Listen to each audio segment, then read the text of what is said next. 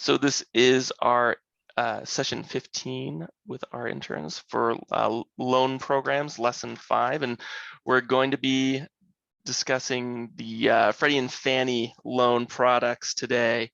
And so Will and Lana, you both watched the video. I guess what was your what was your main takeaway on Freddie and Fannie? What would I guess what's the main thoughts that come to mind when you think Freddie and Fannie loans? Yeah, really just I got a general background on it. Mhm, They're a agency lender who provide affordable housing. They really look mhm, at multifamily mhm, assets where they'll have 5 units or more. mhm, Um, that's the first thing that comes to my mind. They have to be properties that are considered to be workforce housing. I'm not mhm. really 100% sure what that means, but I do know that that's what they have. That's one of the things. Sure. Yeah. I really was more curious about like the true difference between Fannie and Freddie. I know in the Mhm, video, they said that there weren't too many different distinctions, mhm. but there were a couple, and I was still a little bit unsure on those distinctions. Sure, sure. Yeah, no, that's good. And then Lana, anything you want to add to that, or what's your initial thoughts when you think of the Freddie and the Fannie loans? Well, I know Fanny was the original, and I did look up some stuff so I could get a little bit more background, Mhm, but that one was 1938 that they started, and then Freddie came 1970, and then just some other things that I think of are, they have yield maintenance and step down. Freddie has the more attractive step down that they offer. Freddie prefers to have more control in their underwriting and looking at each and every package, where Fannie gives a little bit more control towards their agency lenders. One thing I was a little confused about, mhm, they said designated seller servicers mhm, in the video, and that wasn't quite explained. Like if the person that we were talking to was a designated seller servicer, and I mhm. was kind of looking up like how that process works to try to figure it out. And I Yeah. saw that they have like agency lenders, and Mhm, or that in the video it says Freddie and Fannie are agency lenders, but then mhm, when I was looking at more so like what is an agency lender, and it said that it was a person licensed or authorized to originate and service mortgage loans for on behalf of Fannie and Freddie. So mhm, that distinguishing was a little bit difficult for me. But we were talking to a small balance loan focused person, so mhm, they're 1 to 7.5 million. Anything above that is conventional. There's mhm. the different markets that are top, standard, small, and very small, I think. Yeah. Sounds Yeah. right. Yeah. Yeah. Yeah. Yeah, they break it up between different markets. But yeah, no, you guys hit everything, so I think we're done. Good. Yeah. No, no, good job. Good job, team. No, yeah, no, that's really good. Both of you, awesome.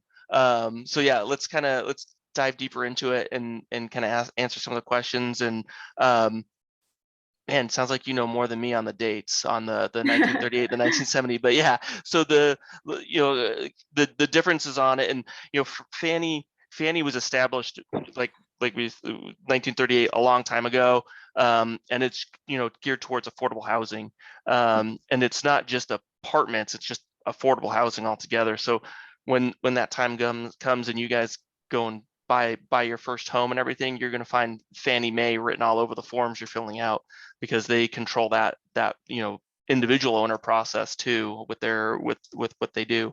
But they're in the multifamily space too. The and the Freddie part of it was completed as basically to offer an alternative, because Fannie was the only option there. So it's it No doesn't really, monopolies. yeah, well, it doesn't really make sense because it's still kind of a government agency that Yeah, very pretty it's still independent. it's still all the same. But and then later on, in the kind of the housing crash of 2008, Freddie and Fannie kind of got moved more together. So they are still separate, but they have competing terms. and a little bit of a competing process, but it's basically just an alternative option. But there's not it's not that they're controlled by a different group or a different arm or anything like that entirely. The main difference is on the underwriting, that delegated, so Fannie, the delegated part means that the underwriting is delegated to the lenders. So Eli in our video there, his team can underwrite and approve a loan for Fannie, where on the Freddie side, he can review, underwrite, and then hand the loan back to Freddie. And then Freddie's agency or underwriting team there will underwrite it and give an approval. They just don't want to hand off that approval process, which is kind of a similar thing to happens on the SBA world. And not to backtrack too much into that, but it's a similar scenario. There's SBA delegated underwriters or delegated lenders where some of those loans will get approved by the banks, or some of them will have to be underwritten and then sent into like an SBA approval group or whatnot. So kind of both of them are government agencies in a way, kind of follow that similar process. So a little bit of kind of carry over there. You're right on the affordable housing there, Will, that it doesn't necessarily have to be like workforce housing, but definitely affordable housing. So Eli probably kind of uses that term at some point in the videos. Definitely workforce housing would be a need for it. But the idea is there's rate perks in both of those products if they have the rents on the properties at certain levels in the market. If they're below market, they get a better rate. So there's incentive for them to have affordable housing. And then the seller or the servicer piece. So what happens there is the Eli is the lender in that video. His bank would fund the loan, and so their bank's money, either Fannie, they approve the Fannie loan, they send out the money, or Freddie approves the loan, and then Eli's bank still sends out the money. Well, what happens is shortly after that, then the loan gets kind of sold off to Freddie or Fannie, and that money is put back into Eli's bank, and Fannie and Freddie hold the balance sheet on it, so they hold the risk, and then Eli services it. So he's the one who's sending account statements. If the customer calls in and says, hey, what's my balance? It's Eli's team is answering that call and servicing the account. It's just that the risk has been moved off of their balance sheet. So that's they don't really carry the risk of the loan. They just have the responsibility of servicing it. So what benefit does that leave for like Eli in this case? Like, does that mean he's getting like a pay each time that they make a payment, or? Yeah, so there's going to be some sort of servicing agreement. So he will get like a servicing fee for it in those situations.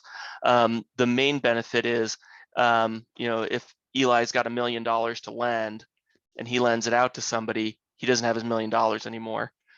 So if he then gets Freddie to take it onto their balance sheet, he's got his $1 million back and he can relend it over and over again. So that's really the double benefit of it there. He does get a servicing fee, but it's he can keep on. It's not a huge fee. It's more about doing more deals, doing more loans, and increasing the servicing fees on a large scale, I guess. And Eli just works at like a regular bank, or? Yeah. Yeah, it's not a bank. It's capital Ready Cap. Basically, they are a known Freddie Fannie lender, and that's really what they specialize in.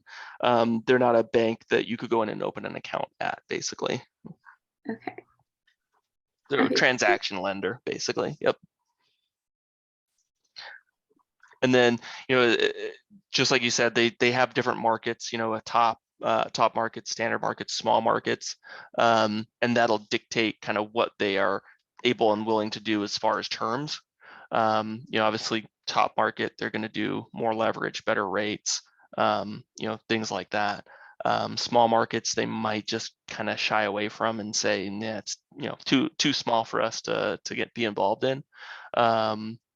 There's and it'll affect their leverage they can go up to also.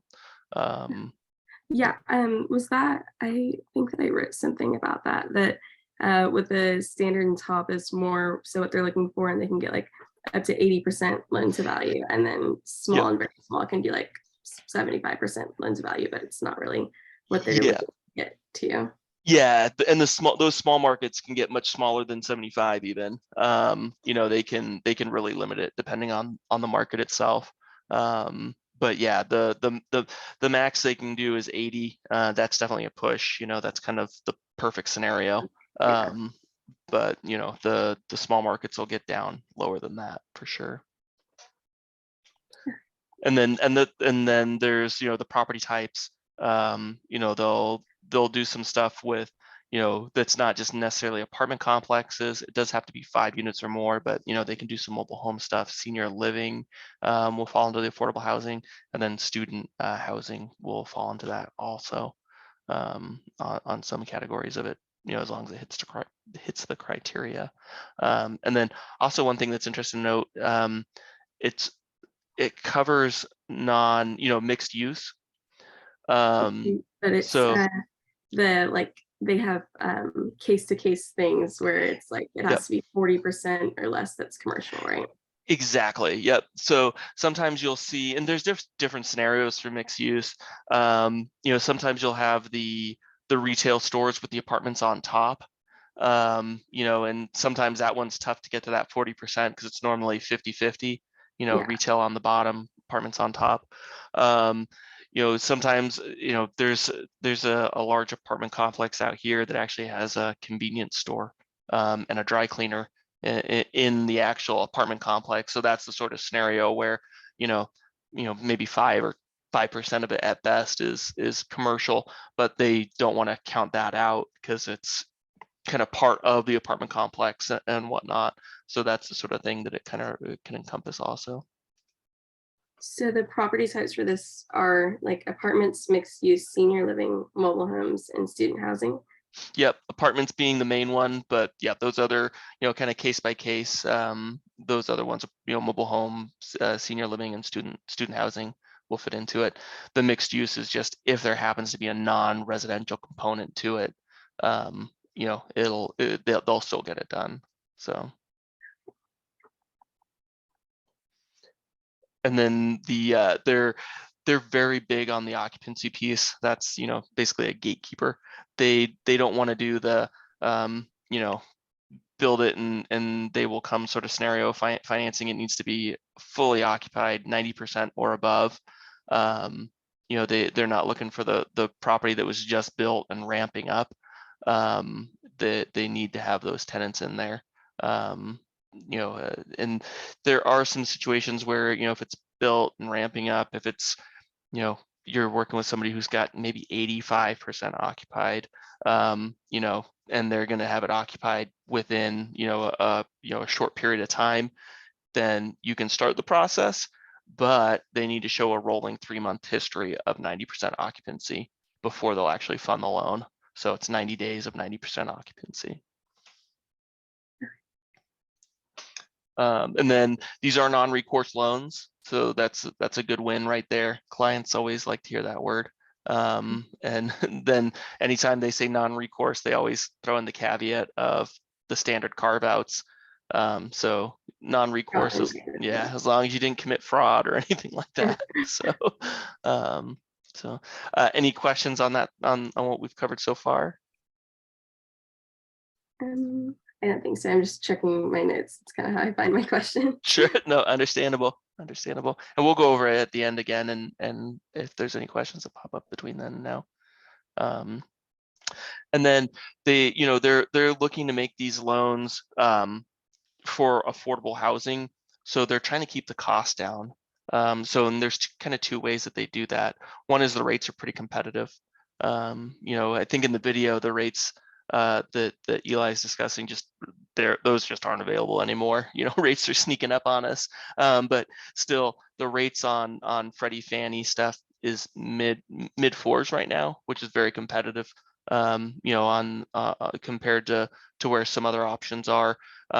Just to kind of an alternative, government product, the SBA stuff, their rates are 5 to 7% right now on some of those deals. So they're really kind of trying to keep these so they can keep the cost for the property manager and the property owner down, and then that way they can keep the rates low on the property. If it's used correctly, keep the tenants not paying too much, and that's why they also offer a 30-year amortization.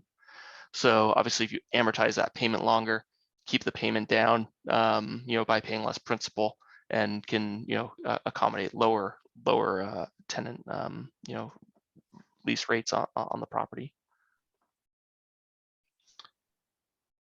And then as far as the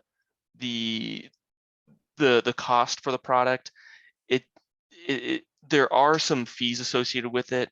It's normally an attorney closing product, which means that docs are drafted by an attorney. Normally the client is required to have an attorney look at the documents too. So it's, there's expenses there. However, the banks normally work with, and I don't know if you heard the term in there, par, the cost or the origination fee is 0. So it's par pricing, which means basically there is no origination fee. In some cases you'll hear par pricing, and they'll offer an origination fee of 1%, which normally means you're essentially buying down the rate. You can pay an origination fee for a lower rate. Freddie Fannie doesn't really operate that way. It's just par pricing, 0% origination fee, but attorney fees closing altogether probably in the realm of about $20,000 per deal, just because there's a lot of money that attorneys like to collect. So